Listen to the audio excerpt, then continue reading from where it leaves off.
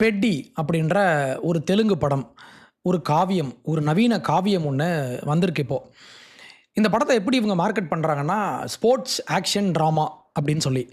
ஆனால் இது என்ன விளையாட்டு, என்ன ஆக்ஷன், என்ன ட்ராமா அப்படின்னு பார்த்தீங்கன்னா, உள்ள அந்த பாட்டு இருக்கு இல்லையா, இந்த நடிகைகள்லாம் ஆடுவாங்கல்ல, இந்த ஆட்டத்தை பார்க்குறப்ப தான் இது வேறு மாதிரியான ஸ்போர்ட்ஸ், வேறு மாதிரியான ஆக்ஷன், இல்லை வேறு மாதிரி ட்ராமா அப்படின்னு தெரியுது. இந்த படத்தினுடைய பாடல்களில் மிக மோசமாக ஐட்டம் சாங் அப்படின்ற பெயரில் இந்த நடிகைகளை ரொம்ப மோசமாக, இப்போ இந்த படத்தை நீங்கள் பார்த்தீங்கன்னா அந்த பாடல் காட்சிகளில் நடிகை யார், அவங்களுக்கு நடிக்க தெரியுமா தெரியாதா இதெல்லாம் முக்கியம் இல்லை.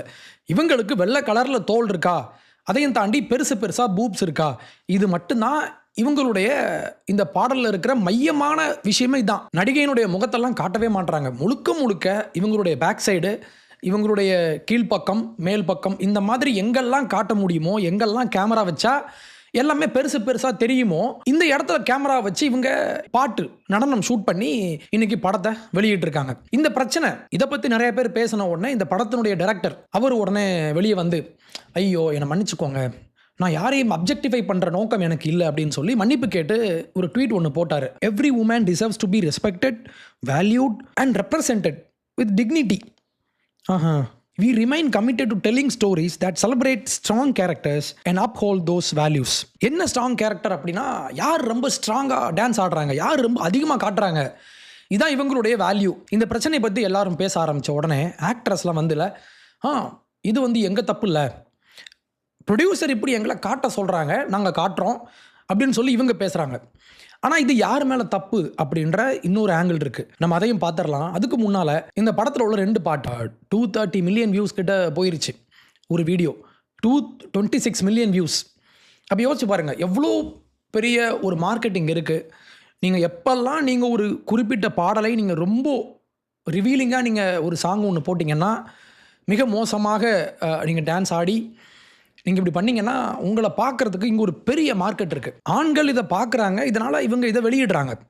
ஆனால் இந்த பெண்ணுடைய உடலை இவங்க ரசிக்கிறதுனால, இவங்க விரும்புறதுனால இது அட்ராக்டிவாக மாறுதா, இல்லை இதுக்கு வேறு காரணங்கள் இருக்க முடியுமா அப்படின்ற ஒரு கேள்வி இருக்குல்ல.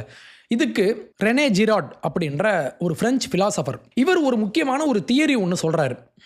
மிமெட்டிக் டிசையர் அப்படின்ற ஒரு முக்கியமான கான்செப்டை இந்த உலகிற்கு அறிமுகப்படுத்திய ஒரு முக்கியமான ஒரு ஃபிலாசபிக்கல் ஞானி. ஒரு பெண்ணுடைய உடலை நீங்கள் ஏன் விரும்புகிறீங்க அப்படின்னா, இது அழகாக இருக்குது அப்படின்றதையும் தாண்டி இதுக்கு பின்னால் இன்னும் ஒரு சைக்கலாஜிக்கலி ஒரு விஷயம் இருக்குது. என்னென்னா, இவன் இதை விரும்புகிறான், எல்லாரும் இதை விரும்புகிறாங்க, அதனால் நானும் இதை விரும்பி தான் ஆகணும் அப்படின்ற ஒரு இடத்துக்கு மக்கள்லாம் நகர்றாங்க.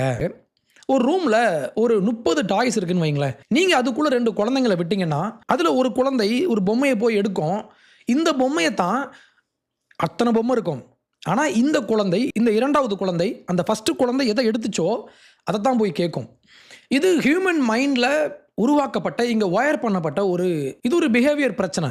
இது நீங்கள் எல்லா இடத்துலையும் பார்க்கலாம், முக்கியமாக சினிமாவில். இந்த படத்தினுடைய முழு கான்செப்ட், இந்த பாட்டினுடைய முழு கான்செப்ட் என்னென்னா, இங்கே பாரு எப்படி அத்தனை பேரும் இந்த பொண்ணை வந்து விரும்புகிறாங்கன்னு பாரு அப்படின்ற ஒரு இவங்க ரொம்ப ஸ்ட்ராங்காக பதிய வைப்பாங்க. இந்த சாங்கினுடைய முதல் ஷாட், இதில் கமலஹாசனுடைய மகள் இதில் ஆடி இருப்பாங்க. பிள்ளையை ரொம்ப அழகாக வளர்த்துருக்கப்பா கமலஹாசா அப்படின்னு தோணும். இது இவங்க அடல்ட் அப்படின்னு சொல்லுவாங்க. Okay fine. இப்போது இந்த சாங்கினுடைய அந்த ஓப்பனிங் சீனில் முதல் ஷாட்டே பார்த்தீங்கன்னா, அந்த ஆக்ட்ரஸ் அங்கே நின்றுட்டு இருப்பாங்க. இவங்களை சுற்றி ஒரு 50 ஆண்கள் லிட்ரலி ஜாம்பி மாதிரியே இருப்பாங்க.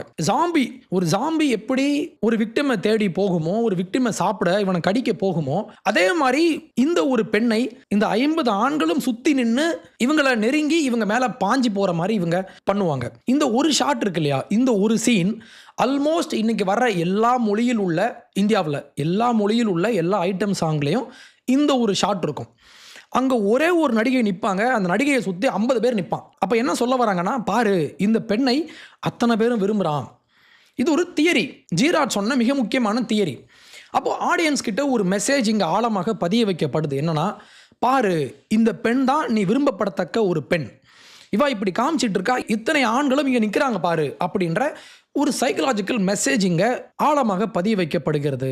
நான் எதை விரும்பணும், எது என்னுடைய இச்சைக்கு தீனி போடுற விஷயம்னு ஆண்கள் இங்கே லேர்ன் பண்ணுறாங்க, ஆடியன்ஸ் இங்கே லேர்ன் பண்ணுறாங்க. அப்போ இது செக்ஷுவல் பெர்வர்ஷன், இது முழுக்க முழுக்க பூப்ஸையும் இடுப்பு பகுதியும் பின்பகுதியை மட்டுமே காட்டுறதுக்காக உருவாக்கப்படுற ஒரு ஒரு பொனாகிராஃபி. இது கிளாமர் கிடையாது, இட்ஸ் பொனாகிராஃபி. அப்போ ரெனே ஜெரார்ட் சொன்ன இந்த தியரி இதுக்கும் பொருந்தும். ஏன் கிளாமர் எஸ்கலேட் ஆகிட்டே இருக்கு? இவங்க ஆக்ட்ரஸ்லாம் கிடையாது, இவங்க சாஃப்ட் போனோகிராஃபி ஆக்ட்ரஸ், பெர்ஃபார்மர்ஸ். அப்படி தான் நம்ம இவங்கள சொல்லணும்.